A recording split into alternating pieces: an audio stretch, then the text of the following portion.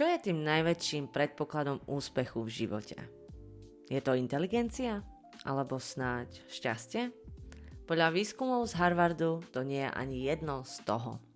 Tým kľúčovým faktorom je časová perspektíva. Znamená to jednoducho to, ako ďaleko do budúcnosti sa pozeráte, keď dnes robíte nejaké rozhodnutie. Výskumy naznačujú, že úspešní ľudia premýšľajú v horizonte 5, 10 či dokonca 20 rokov.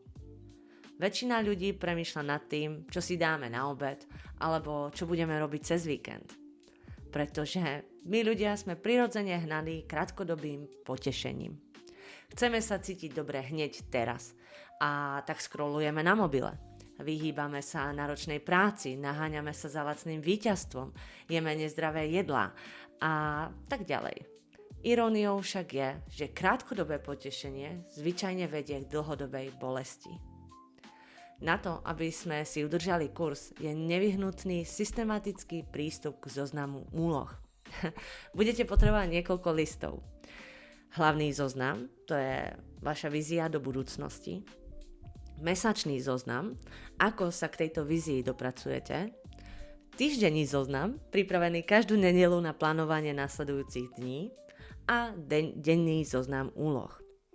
A nebojte sa, nechcem, aby ste si mysleli, že vás teraz chcem pochovať pod kopou povinností alebo že už nebudete môcť byť spontánni.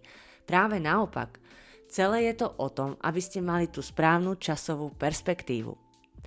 Ak máte jasnú víziu toho, kým chcete byť o 5 či 10 rokov, táto vízia sa stane filtrom pre vaše rozhodovanie. Možno to teraz spôsobí strašidelne, ale keď túto víziu rozložíte na malé drobné kroky, získate absolútnu jasnosť. Prestanete len hádať a začnete tvoriť. Život je nevyspytateľný a zmeny sú nevyhnutné. Keď nastanú, použite túto stratégiu. Ak úloha nemá žiadne dlhodobé dôsledky, je to len rozptýlenie. Ak však má masívny dlhodobý dopad, či už pozitívny alebo negatívny, je to vaša žaba. Niekedy budete mať viacero priorit naraz a plány sa budú musieť zmeniť. Vtedy si určite pozrite video o metóde ABCDE, ktoré v tejto sérii uvidíte neskôr. Vaša dnešná výzva je myslieť dlhodobo.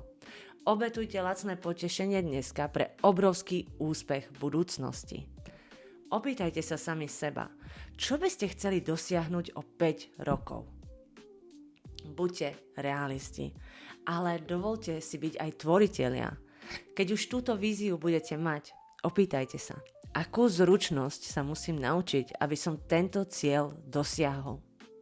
Čo je krok 1, 2 a 3? Urobte si zoznam a myslite na papieri.